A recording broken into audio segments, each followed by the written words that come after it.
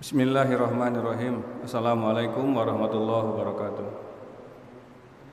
Innal hamdalillah wassalatu wassalamu ala Rasulillah.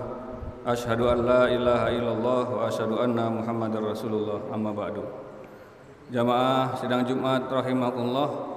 Puji syukur kepada Allah Subhanahu wa taala atas nikmat karunia lahir batin yang kita rasakan hingga hari Jumat siang hari ini. Salawat dan salam kehadirat Rasulullah Muhammad SAW. Semoga kita dapat sahabat beliau di hari akhir nanti. Jamaah Jumat rahimakumullah, izinkan kami mewakili DKM Masjid Ulil Albab Man Insan Cendekia Serpong mengucapkan selamat datang di masjid tercinta. Mudah-mudahan amal ibadah kita menghadiri ibadah wajib salat Jumat diterima Allah Subhanahu wa taala. Jamaah Jumat rahimakumullah, terlebih dahulu khotib mengingatkan kepada para pekerja yang mendengar suara ini untuk istirahat sejenak dan sama-sama untuk bergabung di lingkungan masjid kita ini guna menunaikan ibadah sholat Jumat. Ma'asyiral muslimin rahimakumullah, dari DKM ingin menyampaikan kondisi yang saat ini kita masih melaksanakan ibadah sholat 5 waktu dalam kondisi soft yang berjarak. Mohon kiranya dimaklumi, walaupun di luar sudah rapat serapat-rapatnya yang pernah dilihat oleh hadirin sekalian, di lingkungan sekolah ini masih dalam kondisi berjarak. Kita masih dalam koordinasi dengan pimpinan madrasah, wabil khusus kepala madrasah, ketua Satgas COVID-19 dan ketua DKM. Di lingkungan internal kami masih dalam pembahasan mulai kapan nanti kiranya akan dikembalikan semula softnya, mohon kiranya dimaklumi dan bersabar. Dan dalam logika kami pribadi, kalau ini softnya rapat, nanti dikiranya sudah tidak ada masalah. Sementara yang hadir saat ini di lingkungan sekolah hanya baru kelas 11 dan kelas 12. Kalau nanti ada yang moto-moto, ada yang dokumentasi, kemudian fotonya sampai ke daerah, anak kelas 10 ngiri, kayak begitulah. Ini jamaahnya sudah rapat-rapat, kami kok belum dihadirkan. Jadi memang kondisinya masih menunggu keputusan kepala madrasah, ketua Satgas Covid dan ketua DKM. Mohon kiranya bisa dimaklumi. Berikutnya, dari semenjak masa corona, kotak infak memang tidak berjalan karena ada argumen khawatir ada sentuhan-sentuhan di kotak amal. Jadi kiranya kalau ada jamaah yang mau berinfak dipersilakan ke kotak kaca yang ada di serambi kanan kiri masjid. Selanjutnya laporan keuangan pun juga belum bisa kami laporkan. Terakhir, ada rencana kami pihak DKM untuk mengadakan perluasan tahap ketiga. Alhamdulillah tahap pertama perluasan teras selatan, tahap kedua teras utara sudah selesai. Dengan ini kami ucapkan terima kasih, jazakumullah khairan katsiran. Selanjutnya nanti di awal tahun 2022 kami akan bergiat kembali untuk merenovasi tahap ketiga bagian belakang. Karena tempat wudhu putri sudah sedemikian dalam tanda kutip kusam yang sudah kurang lebih 25 tahun, kiranya perlu kita renovasi.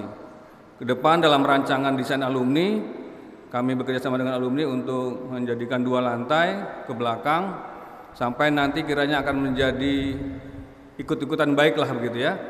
Kita menyebutnya masjid ramah, masjid yang ramah kepada tamu Allah. Bila mana nanti ada orang tua, wali murid yang kiranya perlu mabit 1 malam, bisa di lantai 2. Tidak perlu repot-repot jauh dan gelisah untuk tempat istirahat. Masjid ramah insya Allah sudah kami akan terapkan kembali. Insya Allah nanti kita akan tunaikan kembali salin silaturahmi dengan konsep sedikit asupan makan siang dan minuman teh kopi hangat, mungkin baru bergulir di setelah pengumuman ini kali ya, menunggu instruksi dari ketua DKM. Ma'asyiral muslimin rahimakumullah, yang akan bertindak sebagai khatib dan imam pada Jumat kali ini Al Ustadz Al Mukarram Haikal Perdana, muadzin oleh Ananda Kuncoro Nugroho. Demikian yang dapat khatib sampaikan. Terakhir, mohon kiranya untuk men-silent HP untuk tidak mengganggu dan menjadi hikmat ibadah kita. Wa'alaikumsalam, wassalamualaikum warahmatullahi wabarakatuh. Kita simak adzan pertama.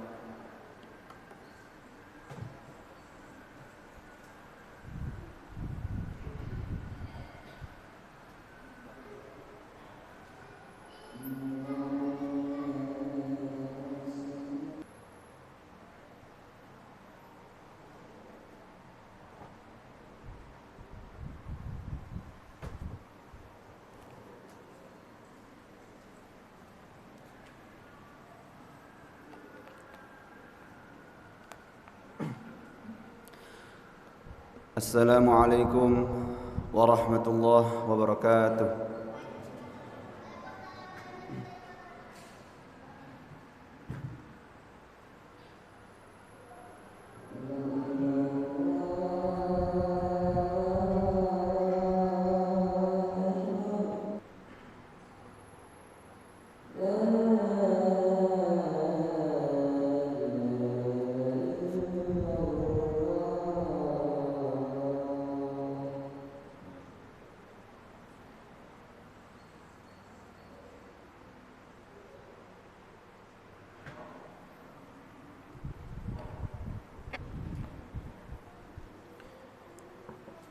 الحمد لله الذي أمرنا بترك المعاصي وفعل الطاعات.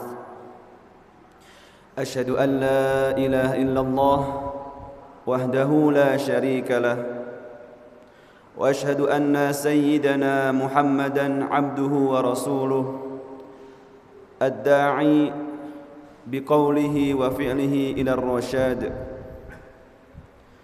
اللهم فصل وسلم على سيدنا محمد وعلى آله وأصحابه الهادين للصواب، وعلى التابعين لهم بإحسان إلى يوم المآب. أما بعد، فيا أيها المسلمون اتقوا الله حق تقاته ولا تموتن إلا وأنتم مسلمون. فقد قال الله تعالى في كتابه الكريم وهو أصدق القائلين: يا أيها الذين آمنوا اتقوا الله حق تقاته ولا تموتن إلا وأنتم مسلمون. Jemaah yang dirahmati oleh Allah Subhanahu wa taala, hari ini sangat istimewa karena menjadi sarana kaum muslimin untuk saling bertemu dan menyatukan komitmen dalam meningkatkan kualitas takwa kepada Allah Subhanahu wa taala. Kita setidaknya diingatkan untuk terus meningkatkan kualitas ketakwaan kita kepada Allah dengan menjalankan perintahnya dan menjauhi apa yang dilarang olehnya. Percayalah, dengan terus menambahkan kualitas ketakwaan kita kepada Allah, maka kita akan termasuk menjadi hamba-hambanya yang beruntung. Hadirin yang berbahagia, akhlak merupakan hal yang fundamental dalam Islam. Misi utama Rasulullah SAW diutus oleh Allah pun untuk menyempurnakan akhlak. Sebagaimana disabdakan oleh Nabi Muhammad SAW, innama bu'istu liutammima makarimal akhlak. Akhlak setidaknya terbagi menjadi 3. Yang pertama adalah akhlak manusia kepada Allah, akhlak kita kepada Tuhan kita. Yang kedua adalah akhlak manusia kepada manusia yang lain, kepada masyarakat dan juga kepada alam sekitarnya. Yang terakhir adalah akhlak manusia kepada dirinya sendiri. Kemuliaan orang, kemuliaan manusia ditentukan oleh kemuliaan akhlak budi pekertinya. Sebuah sistem akan berjalan dengan baik jika di dalam sistem tersebut diisi oleh orang-orang yang berakhlak. Jabatan, status sosial, kekayaan, popularitas tidak menjamin sang pemilik itu semua lantas terhormat jika ia misalnya gemar merendahkan orang lain, korupsi, menyakiti, berbuat sewenang-wenangnya dan lain-lainnya. Demikian pula secanggih apapun sistem, sekredibel apapun sistem, tak ada apa-apanya jika orang di dalamnya hanya pandai memanipulasi dan selainnya. Jamaah salat Jumat hafizakumullah, baginda Nabi Muhammad SAW bersabda yang diambil dari kitab Arba'un Nawawi karya Imam Nawawi. Dalam kitabnya itu di hadis yang ke-18 Nabi bersabda, ittaqullaha haitsu ma kunta wa atbi'is sayyi'atal hasanata tamhuha wa khaliqin nas bi khuluqin hasan. Artinya, bertakwalah kamu sekalian kepada Allah dimanapun kamu berada. Iringilah perbuatan buruk yang kamu lakukan dengan perbuatan baik. Dengan perbuatan baik itu akan menghapus perbuatan buruk tersebut. Dan berakhlaklah, berbudi pekertilah kepada manusia dengan akhlak yang baik. Hadis riwayat Tirmizi. Hadis ini menerangkan tentang kewajiban seseorang untuk memperdulikan etika sosial. Nabi menyampaikan pesan tersebut setelah berseru agar manusia bertakwa kepada Allah dimanapun berada. Di masjid, di kantor, di jalan, di pasar, di warung, di lembaga pendidikan, di forum dakwah dan sebagainya. Ketakwaan yang istiqomah tak pandang tempat maupun waktu. Rasulullah SAW juga berpesan kepada kita dalam hadis tersebut untuk tidak membiarkan keburukan yang kita lakukan berlarut-larut, dengan menggantinya dengan perbuatan baik. Para ulama mengaitkan kalimat wa khaliqin nasa bi khuluqin hasan sebagai imbauan tentang pergaulan sosial yang baik. Sesuai arti tersurat, yaitu berakhlaklah kepada manusia dengan akhlak yang baik. Perintah Nabi tersebut menandakan bahwa manusia sesungguhnya potensial berbuat buruk kepada sesamanya. Karena memang sejatinya manusia punya dua kecenderungan akhlak. Yang pertama adalah mahmudah, yaitu akhlak yang terpuji. Yang kedua adalah mazmumah, yaitu akhlak yang tercela. Manusia berlaku tercela ketika nafsunya lebih menguasai daripada hati nuraninya. Egoisme atau kepentingan pribadi untuk memuaskan diri atau golongan sering sekali membuat kita lupa diri atas hak-hak orang lain, meremehkan orang lain, memojokkan orang lain, bahkan menzalimi orang lain. Lalu bagaimana implementasi husnul khuluq, akhlak yang baik kepada masyarakat sebagaimana diperintahkan oleh Rasulullah sallallahu alaihi wasallam? Jamaah yang dirahmati oleh Allah, Hujjatul Islam Al-Imam Al-Ghazali dalam kitab Ayyuhal Walad mengatakan, yang artinya husnul khuluq, akhlak yang baik kepada masyarakat adalah ketika engkau tidak menuntut mereka sesuai kehendakmu, sesuai keinginanmu, akan tetapi hendaknya engkau menyesuaikan dirimu sesuai kehendak mereka, selama kehendak itu tidak bertentangan dengan syariat. Inti dari definisi husnul khuluq menurut Imam Ghazali adalah yakni penghargaan yang tinggi seseorang kepada kehendak masyarakat selama kehendak itu tidak bertentangan dengan syariat. Tidak selalu pemahaman, kebiasaan dan kebudayaan kita sejalan dengan pemahaman, kebiasaan dan kebudayaan orang lain. Di sini pentingnya seseorang mengorbankan egoisme di diri kita sendiri untuk kehidupan yang harmonis di masyarakat. Hadirin, contoh yang konkret dari praktik dari pesan tersebut adalah cara berdakwahnya para ulama terdahulu dalam membumikan Islam di bumi Nusantara kita.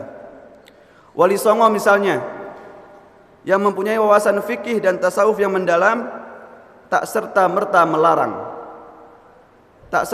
melarang tradisi dan kebudayaan yang berkembang di Nusantara.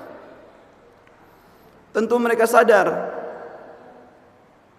ada beberapa aspek yang tak sesuai dengan syariat, tapi toh dengan bijaksana mereka tetap menghormati nilai-nilai lokal yang ada di bumi Nusantara ini, mengikutinya, lalu mengisi dengan nilai-nilai Islam, memasukkan nilai-nilai Islam secara bertahap.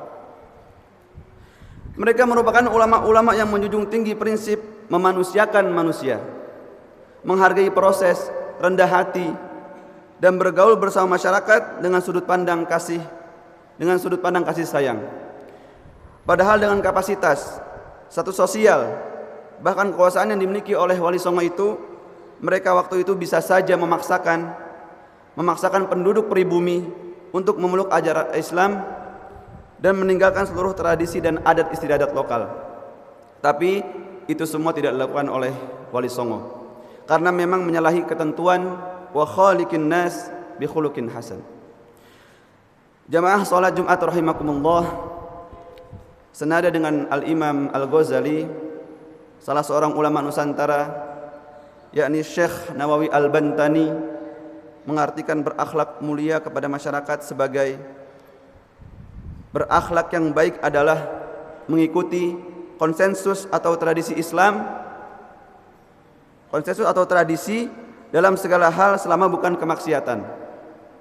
Pengertian ini berangkat dari kecerdasan para ulama kita bahwa masyarakat punya kebudayaan, punya kearifan lokal, punya tradisi yang berbeda-beda. Universalitas nilai Islam mereka tunjukkan dengan bukti bahwa Islam mampu membumi meski dengan wajah yang beragam itu. Contohnya misalnya tradisi halal bihalal. Tradisi halal bihalal adalah contoh dari menyatukannya nilai Islam dengan budaya di masyarakat kita. Nilai persaudaraan dan saling memaafkan dalam Islam bersatu dengan keguyuban dan tradisi kumpul-kumpul orang Nusantara. Itulah mengapa halal bihalal tidak ada di Timur Tengah atau tidak lazim di tempat selain di Nusantara ini. Karena memang halal bihalal ini terkait dengan kebudayaan khas Nusantara. Tidak ada yang berubah dengan Islam, terutama yang berkenaan dengan ibadah mahdhah. Hanya saja praktiknya yang bersinggungan dengan tradisi masyarakat bisa berbeda di tiap daerah. Tentu dengan catatan tradisi atau kebudayaan lokal itu tidak bertentangan dengan syariat. Jamaah salat Jumat yang berbahagia, karena sangat menghargai kearifan budaya lokal yang berkembang di masyarakat kita, berakhlak yang baik kepada orang lain, berakhlak baik kepada manusia, kepada masyarakat, juga dapat menghindari dari gampangnya memvonis orang lain, menuduh mereka munafik dan menuduh syirik dan sebagainya.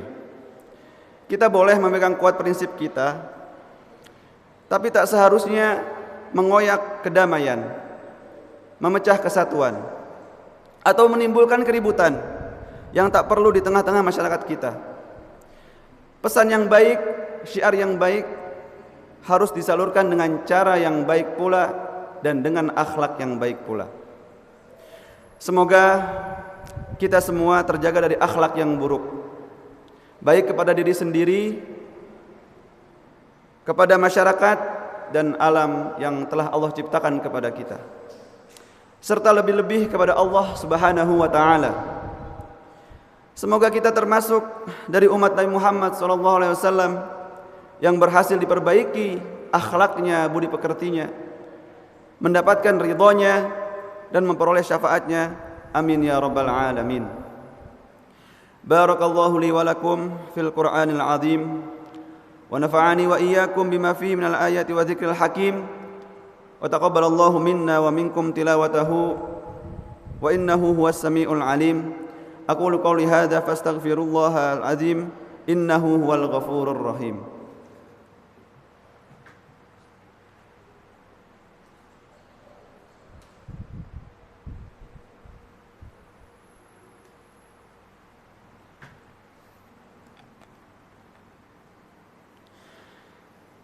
Alhamdulillahi ala ihsanihi wa syukru lahu ala taufiqih.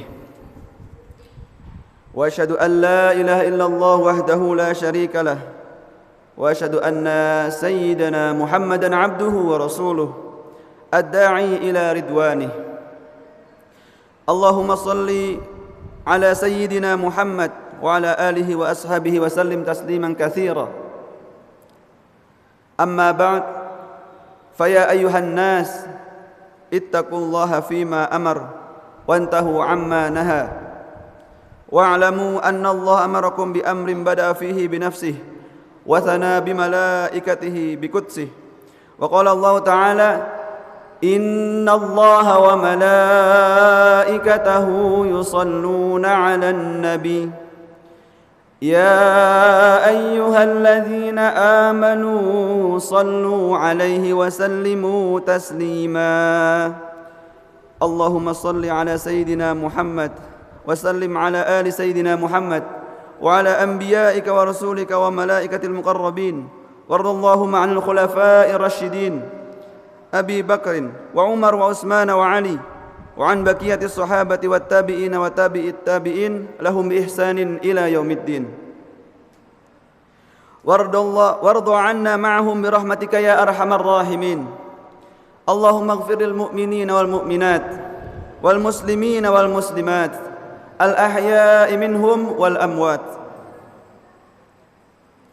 اللهم أعز الإسلام والمسلمين وأذل الشرك والمشركين وانصر عبادك الموحدين وانصر من نصر الدين واخذل من خذل المسلمين ودمر أعداء الدين وأعل كلماتك إلى يوم الدين اللهم ادفع عنا الغلاء والبلاء والوباء والزلازل والمحن وسوء الفتن ما ظهر منها وما بطن من بلدنا هذا إندونيسيا خاصة وسائر البلدان المسلمين عامة يا رب العالمين ربنا آتنا في الدنيا حسنة وفي الآخرة حسنة وقنا عذاب النار ربنا ظلمنا أنفسنا وإن لم تغفر لنا وترحمنا لنكونن من الخاسرين عباد الله إن الله يأمرنا بالعدل والإحسان وإيتاء ذي القربى وينهى عن الفحشاء والمنكر والبغي يعظكم لعلكم تذكرون واذكروا الله العظيم يذكركم واشكروه على نعمه يزدكم ولذكر الله أكبر أقم الصلاة